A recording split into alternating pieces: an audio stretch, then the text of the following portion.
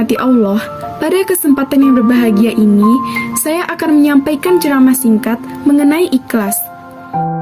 Dalam arti yang sering kita ketahui, bahwa ikhlas merupakan segala sesuatu yang dilakukan tanpa mengharapkan imbalan apapun. Arti ikhlas ini sudah benar, namun kurang tepat.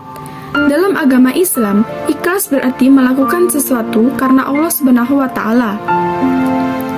Dalam hal ibadah, ikhlas berarti melakukan ibadah karena Allah Subhanahu wa Ta'ala, bukan karena yang lain, bukan juga karena ingin dipuji atau ingin terlihat soleh, tetapi memang benar-benar karena Allah.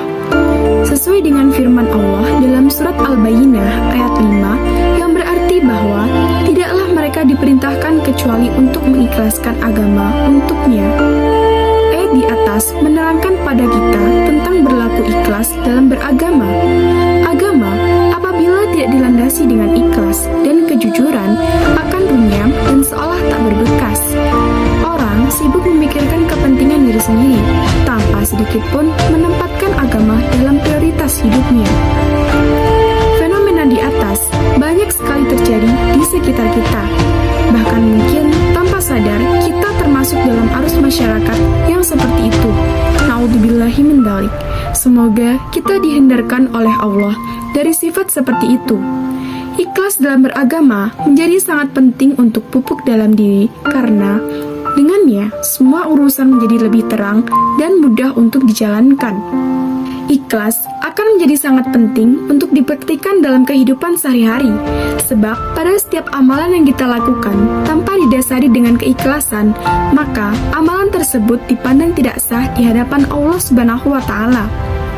Dalam hadis yang diriwayatkan oleh Imam Muslim dalam kitab Sahih Muslim, diceritakan tentang suatu perkara yang akan terjadi nanti pada hari akhir di hadapan Allah.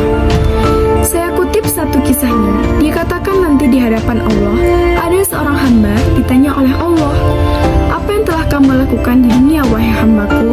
Ia menjawab, "Saya berjuang dan berperang demi Engkau, ya Allah, sehingga saya mati syahid." Allah berkata, "Dusta kamu. Sebenarnya kamu berperang bukan karenaku, melainkan agar disebut orang yang berani. Kini kamu telah menyandang gelar tersebut."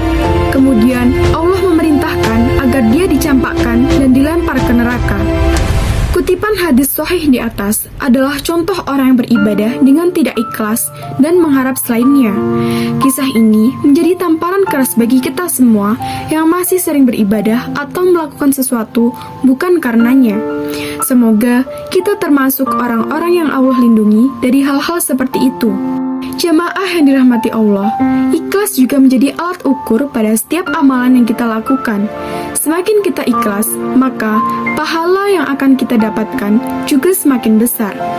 Semakin ikhlas seseorang dalam beramal, maka akan semakin besar pula balasan yang akan diterima. Semakin murni karena Allah dia melakukan sesuatu, maka semakin bernilai amalan itu di sisi Allah Subhanahu wa Ta'ala.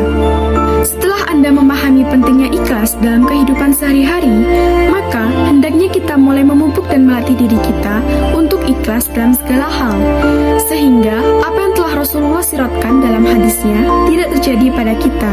Amin, amin, ya rabbal alamin.